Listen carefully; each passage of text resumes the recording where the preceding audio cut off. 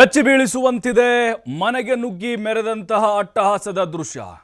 ವಾಲ್ಮೀಕಿ ಸಮುದಾಯ ಭವನ ನಿರ್ಮಾಣ ವಿರೋಧ ಮಾಡಿದಕ್ಕೆ ಗಲಾಟೆ ಆಗಿದೆ. ಇಲ್ಲಿ ಯಾಕೋ ಇತ್ತೀಚೆಗೆ ನಮ್ಮ ರಾಜ್ಯ ಬಿಹಾರದಂಗೆ ಆಗ್ತಾ ಇದೆ ರೀ. ಜಂಗಲ್ ರಾಜ್, ಗಲಭೆ, ಗಲಾಟೆಗಳು, ಕೊಲೆಗಳು ಯಾವ ರೀತಿ ನುಗ್ಗಿ ಹೊಡೆದಿದ್ದಾರೆ ಅಂತೇಳಿ ಎರಡು ಸಮುದಾಯಗಳ ಮಧ್ಯೆ ಆಗಿರುವಂತಹ ಗಲಾಟೆ ಇದು. ಬೆಳಗಾವಿ ಜಿಲ್ಲೆ ಬೈಲಹೊಂಗಲದ ದೇಶನೂರು ಗ್ರಾಮದಲ್ಲಾಗಿದೆ. ವಾಲ್ಮೀಕಿ ಭವನ ನಿರ್ಮಾಣ ವಿಚಾರಕ್ಕೆ ಕಲ್ಲು ತೂರಾಟ ಆಗಿದೆ. ಕಲ್ಲು ತೂರಾಟದ ಭಯಾನಕ ದೃಶ್ಯ ಮೊಬೈಲ್ನಲ್ಲಿ ಸರಿಯಾಗಿದೆ. ಕಲ್ಲು ಎಸೆಯುವ, ಹಲ್ಲೆ ಮಾಡುವಂಥ ದೃಶ್ಯಗಳಿದು ನೋಡ್ತಾ ಇದ್ದೀವಿ ನಾವು. ಭಯ ಹುಟ್ಟಿಸ್ತಾ ಇದ್ದೀರಿ. ಹೆಂಗೆ ಬದುಕಬೇಕ್ರಿ ಅಲ್ಲಿ? ಗುಂಪು ಕಟ್ಕೊಂಡು ಬಂದು ಒಂದು ಸಮುದಾಯದವರ ಮೇಲೆ ಹಲ್ಲೆಯನ್ನು ಮಾಡಿದ್ದಾರೆ. ಮನೆ ಒಳಗಡೆ ಅಡಗಿ ಕುಳಿತವರ ಮೇಲೂ ಕೂಡ ಅಟ್ಯಾಕ್ ಮಾಡಿದ್ದಾರೆ.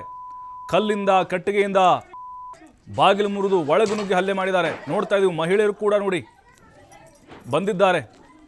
ಅದೇನೇ ಇರಲ್ರಿ, ಅವ್ರ ಜಗಳ ಕಾನೂನಾತ್ಮಕವಾಗಿ ಬಗೆಹರಿಸ್ಕೊಳ್ಬೋದಾಗಿತ್ತು. ಏನಾದರೂ ಅವರು ಒಳಗಡೆ ನುಗ್ಗಿದ್ದೆ ಆದರೆ, ಅವರು ಬಾಗಿಲು ಓಪನ್ ಆಗಿದ್ದಾದರೆ ಖಂಡಿತ ಅದೇನು ಮಾಡ್ತಿದ್ರು. ಮತ್ತೆ ನೋಡಿ ಅವಾಚ್ಯವಾಗಿ ಏನೋ ಅಶ್ಲೀಲದ ಒಂದು ಸಿಗ್ನಲ್ ಕೂಡ ತೋರಿಸ್ತಾ ಇದ್ದಾರೆ.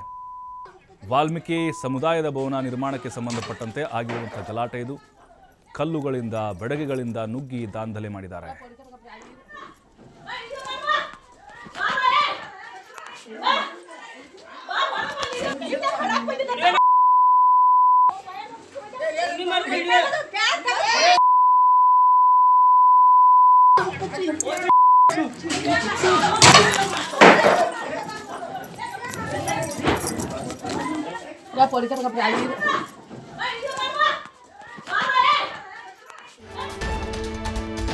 ಸದಾಶಿವ ಭಜಂತ್ರಿ ಎಂಬುವರ ಮನೆ ಮೇಲೆ ಕಲ್ಲು ತೂರಾಟ ಆಗಿದೆ.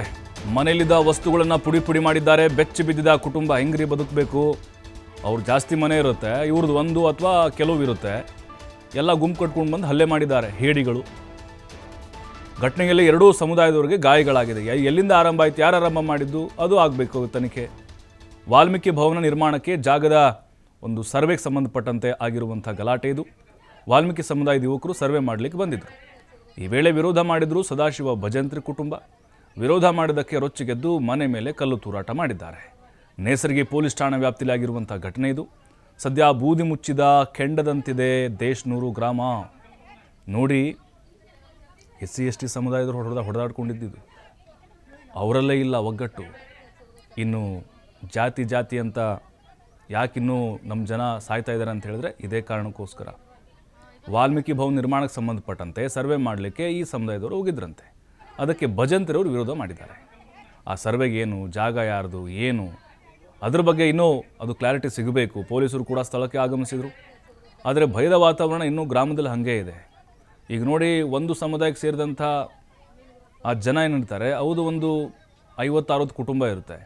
ಇನ್ನೊಂದು ಸಮುದಾಯಕ್ಕೆ ಸೇರಿದಂಥವ್ರದ್ದು 10 ಕುಟುಂಬ ಇರುತ್ತೆ. ಹೆಂಗೆ ಬದುಕಬೇಕು ಹೇಳಿ? ಅವರು ಎಲ್ಲ ಜನ ಒಟ್ಟಿಗೆ ಬಂದು ಅಟ್ಯಾಕ್ ಮಾಡಿದ್ರೆ ಹೆಂಗಿರೋಕ್ಕಾಗತ್ತೆ? ಹಾಗಾಗಿನೇ ಅವ್ರ ಅಟ್ಟಹಾಸ ನೋಡ್ತಾ ಇದ್ದೀವಿ. ನೋಡಿ, ಮಹಿಳೆಯೊಬ್ಬರು ಹೆಂಗೆ ಓಡಿ ಬರ್ತಾರೆ ಅಂತೇಳಿ.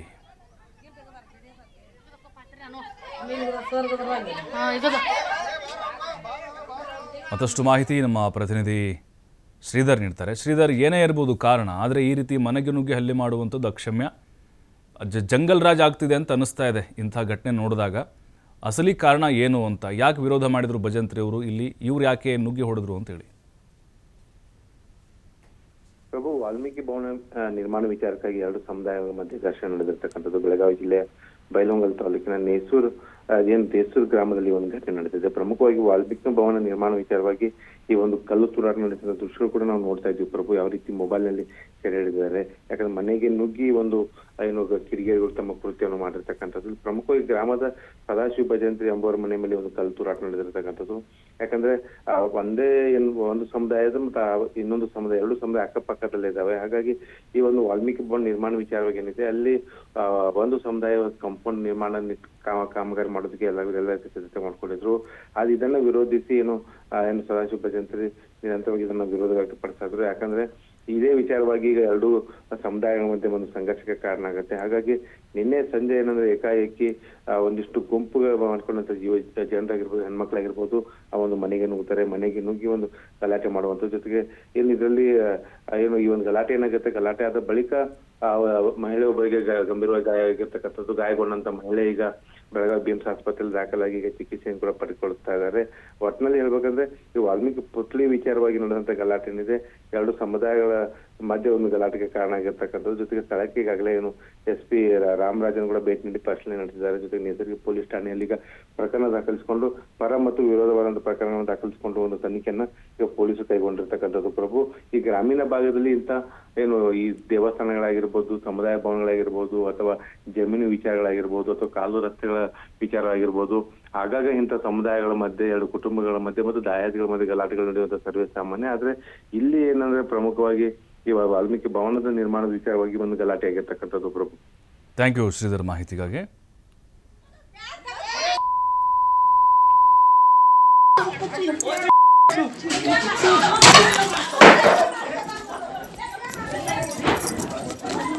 Ya política que hay.